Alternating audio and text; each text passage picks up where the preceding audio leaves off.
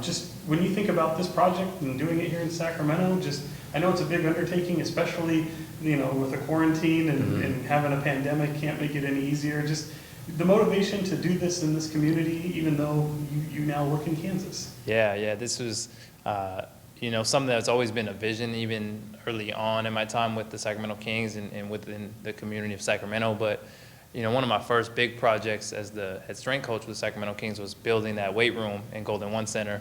And so just watching that building come alive, and then obviously the surrounding parts with Delco and then downtown and midtown. And so just watching kind of the city grow and then feeling like we were a part of it with the team, it just felt natural to try to bring this concept to the community that I spent so much time in, or I spent so much time in previously, now that I've moved on. But it felt like the right city. It felt like the city was ready for something innovative and fun. And so, again, I just want to be part of the growth. Where did this idea come from? Yeah. The versaclimber itself, the machine that we use, is a machine that I've used for a decade now with athletes. It's typically, considered a high-intensity conditioning modality for athletes. But just being a strength coach, you use it a lot.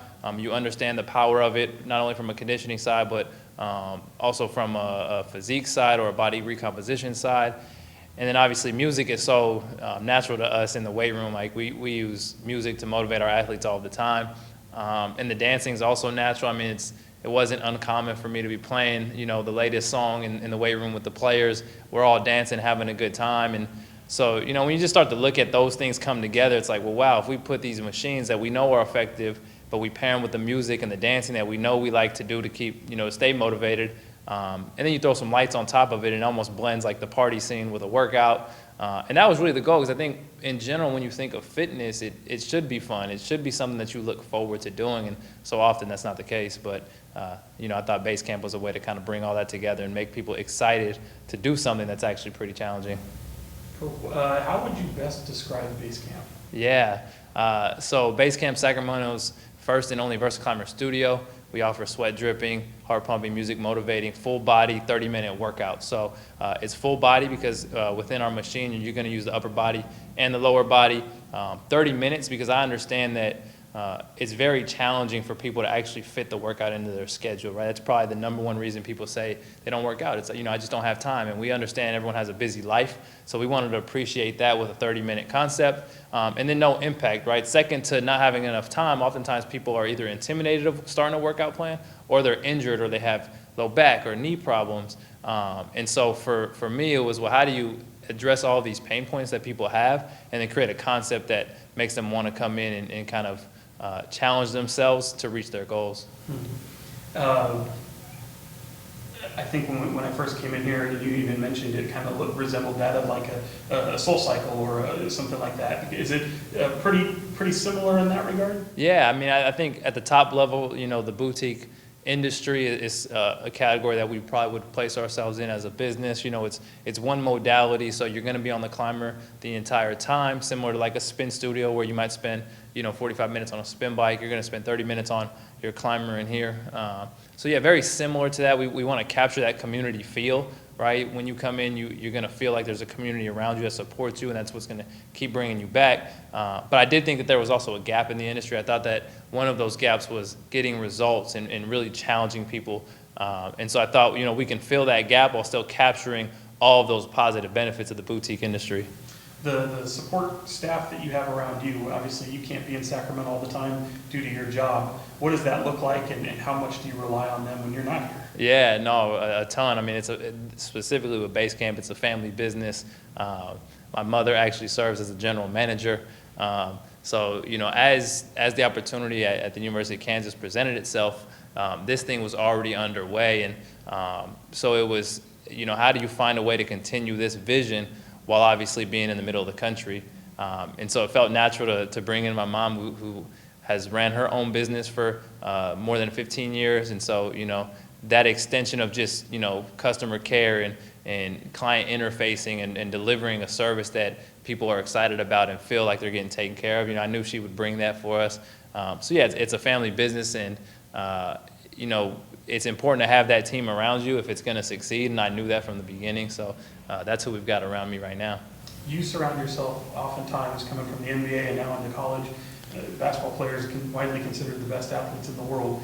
First of all, do you agree with that? And secondly, what's it like when they get on something like this and kind of, especially for the first time? Mm-hmm. Yeah, well, first off, yes, I do agree with that. I do think that, and now I'm biased, of course, but I think that what we're able to watch at the NBA level and even some college level, what athletes are able to do is quite impressive. Specific to the machine, what it's like for them, I think it's pretty natural. When they start, there are some learning curves as everything would have, but it's a contralateral movement, so when you extend the hip, you're going to reach with the arm. It feels natural like you're walking. This same movement that you're going to get in walking, you actually get in this vertical climbing action. So that part feels, I think, natural, but it is a new device that some of them may not have used. I think a lot of athletes have been on a versaclimber before, so that helps. So there's a slight learning curve, but I would say within 1 to 2 minutes, you kind of understand the movement, the tempo, the beat, and you start to get a feel for the rhythm, and then it makes a lot of sense. And then you could bounce between different, stroke lengths or speeds and all of that stuff. And then on top of that, we're going to provide you with metrics that I think high-level athletes are used to, right? You're used to understanding where your body is at, whether it's stuff as simple as your body weight or body fat, or more, in-depth information that we're able to collect on these high-level athletes. We try to bring some of that in here, just again, that accountability, right? If you know how much the effort level of your workout, whether it's your calories you're burning or your speed, if we can give that back to you every time, it's going to be motivating you for future. When you see some of the results, I mean, we said Bogey in here, and he's looking and says, wow, I've got to burn this already. The versaclimber, does it compare similarly to anything else that they might experience regularly, or for even the average person, the results they might see in real time, is that mimicked in any other kind of workout that you see? It's hard. Not really.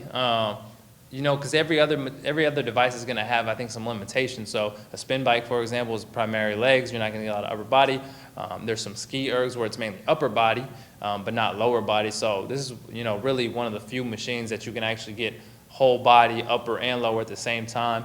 You can change resistance and speed, so you can kind of get both ends of the spectrum as far as resistance goes, and then you're going to get that information given right back to you. So there's not really a product out there on the market that I think can do everything that this machine can do, which is why this was kind of the device we decided to move forward with when it came to the vision of BASECAMP. It looked like the length of 2 songs, which was under 10 minutes, and 100 calories? That was, me and Bogdan. I mean, we were probably pushing each other a little bit there, little competition, but 2 songs, 100 calories, close to, I think, 1,000 feet in there. And you saw, you start to sweat and your heart rate gets up there. So within 1 to 2 songs, you're going to be feeling it. After a typical class in this room, you mentioned that the floors are all wet, and what's the cleanup route like? Right now, currently with kind of the social distancing guidelines, we have a bunch of protocols in. So every other climber is off limits for now. And every climber has a spray bottle to the left of it that allows every client to actually clean their own climber. But then, as you mentioned, when they leave, we come in. Not only do we clean that entire climber again, but I come in with a mop bucket. You got to get the floor because you are going to be drenched in sweat and it's going to drip all over the floor. So we come in with a mop bucket and clean all of that up. And then all the classes are spaced 90 minutes apart to give us time to obviously do a deep clean in between those classes. You mentioned those classes go half an hour. If we talked about 100 calories in under 10 minutes, what can people expect? I imagine the results vary, but what's a typical session like in 30 minutes? Yeah, for sure. I mean, the typical, I think, kind of newcomer or within those first 5 sessions or so is probably going to be around anywhere from 250 to 350 calories burned in a 30-minute class. But as they get used to it, as they get in better shape, as they get more accustomed to the rhythm that the instructors are leading, then you can see that number go all the way up to 630 minutes. And if you're in incredible shape, you can see even over 700 calories. So, I've come in here and challenged myself to see how many feet I can do in 30 minutes, and I've been able to break 700 calories in 30 minutes. In the chosen profession you have, though, and people you've learned from, I told Bogey, I was like, I don't see a lot of guys like you in the industry where you're willing to challenge yourself along with them and work out with these guys. You don't put them through anything you wouldn't put yourself through. How rare is that, and where did that I guess inspiration come from to take that type of method? I don't know how rare it is. the inspiration of it is just, I think you got to walk the walk, and if you're going to talk the talk, you have to walk the walk. And if I'm going to ask an individual to do something, then I better have put myself through it. Now, if I ask you to dunk, I probably can't dunk. But I can certainly give, an effort in a workout. I can, try as hard as I can try. I can push myself every day. And if I'm going to ask those things of my athletes, then, there's some level of being genuine. That means I better be doing those things myself. And I think athletes are so good at telling if somebody is sincere in their efforts, right? And so they'll be able to call you out if they know that you're kind of BSing a little bit. And so I try to hold myself to the same standard that I would hold them to. You're someone that's built a lot of not only personal but professional relationships with a lot of these guys. What does it mean to you to have some of these guys come in and be curious about what it is you're doing here in this community? Yeah, no, I mean, it means the world. It really does. This has been a vision for a couple years, and it wasn't something that I had talked about because there was nothing to it but an idea. But for it to finally be here and be done and be able to, text them videos of it and get their responses, or when they're in town, be able to come by and check it out. And even something simple, first time Bogey comes by, he sends me a text after and says, "Hey, brother, I'm proud of you." And stuff like that is man, that runs deep because, we've worked so long together. We've been through long road trips and wins and losses and all of those. So, there's a backstory to the relationship. So those words mean a lot for sure. And in doing so, I know we talked off camera, but how many guys have been in? How many are planning trips in here? And do you have to alter schedules in order to let some of these guys come in here and get a workout in? Yeah, so a Bogey was obviously just in. We had Ben McLemore in here just a couple weeks ago. When Buddy Hield returns to Sacramento, he'll be coming in. And then I've got a few challenges out for a couple more of those guys too. So, I've still been able to stay in touch with all these guys. I still try to hold them accountable and, make sure that they're staying in shape and staying ready. And then obviously now with this, I'm able to challenge them and, kind of tell them, if you want your butt kicked, come on in and we'll get right. So, I'm excited just even for next week for a couple more guys to come in. I'm going to put this entire interview online, so in the TV feature, we'll be able to tell people where to go to find more information. But if this is the only way they're watching this and getting this information, where is BASECAMP located? How can people find information, and what can they expect for a typical membership? Yeah, so BASECAMP is located at 1011 8th Street, right in the heart of downtown Sacramento, right at the corner of 8th and J. Our website's www.basecampclimb.com. And they can get more information either there or on Instagram at BASECAMP Climb. And as far as membership goes, right now we have our founding membership rates. Before we even talk about that, we could say that the first class is always free. We have a link right on our website that says new members. First class is always free. And then our memberships currently, our founding rate, we offer 4 times a month, 8 times a month, and then unlimited. The unlimited is at $139 right now. The 8 times a month is at $119, and that 4 times a month is at $69. And so, our typical drop-in is probably going to be right around that $20 mark, and then we kind of have, price reductions based on package sizes and memberships. And you're open now. Finally open. Just Saturday, we finally opened. Yes, we had to, open at modified capacity. Yes, you have to wear a mask when you walk in. Yes, we have to deep clean. But, if those are the barriers that we're presented with, then we'll overcome them. And just, it's excited to be able to actually open and tell people, come on in. So it's been a great response so far, and, we just look forward to continue to grow it. When you think back maybe 20 years from now and realize that you guys opened in the middle of a pandemic, what's just kind of been that challenge? And when you think back on it, if you guys are able to be successful, how will you look back on this time? Yeah, that's, the first perspective early on was, kind of depressing, oh man, we got to shut down. We just put all of this work in. We were due to open March 15th. So right when closure started was actually our opening date.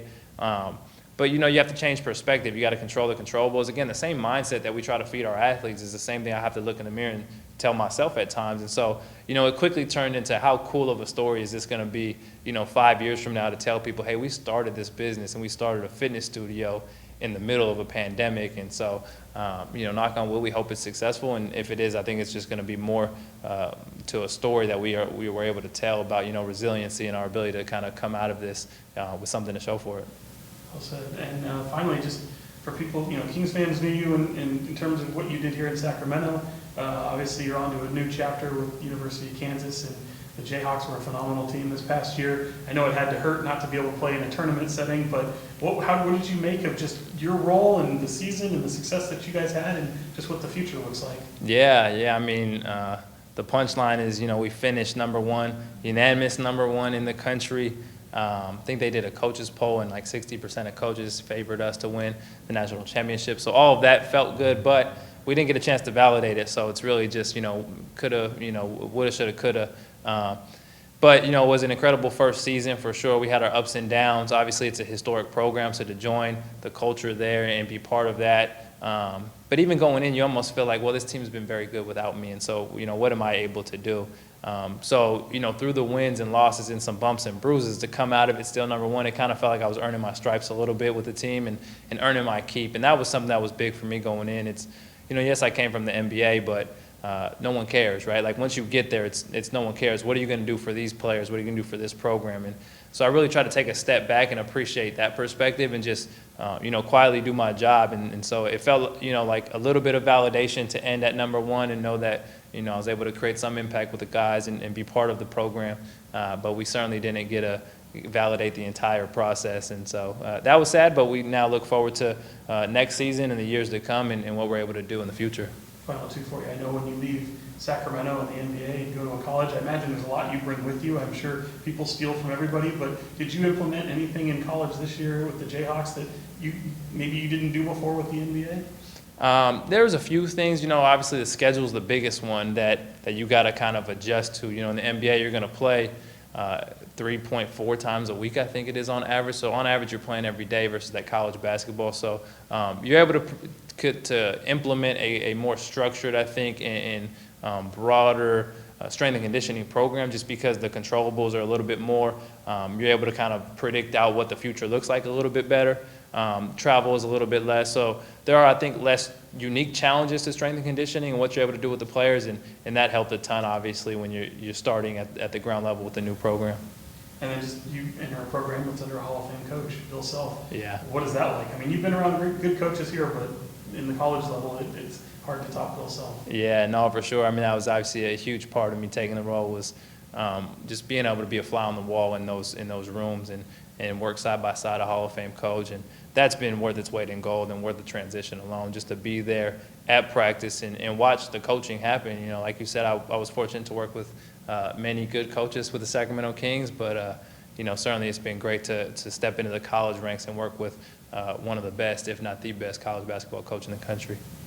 And then just because I kind of asked a little bit around it with the relationships you have, but just working with a lot of these Kings players, the relationships you formed, what's it like when you work with a professional athlete like that? Yeah, I think early on, it feels intimidating a little bit. It's like, oh, this guy's, the best basketball player in, the country or whatever. But, within probably a few sessions, you realize that these guys are just regular people just like us, right? They have challenges just like us. They have relationships just like us. They have social media just like us. They listen to music just like us, movies. So, once you get past kind of the allure of, these guys are NBA players, it's just, hey, you're just a regular player. Yeah, I mean, you're good at basketball, and when the lights turn on, there's going to be 20,000 people here cheering for you, but when the lights turn off, you're the same person, and you're, not much different than my buddies back home or the people I grew up with, so.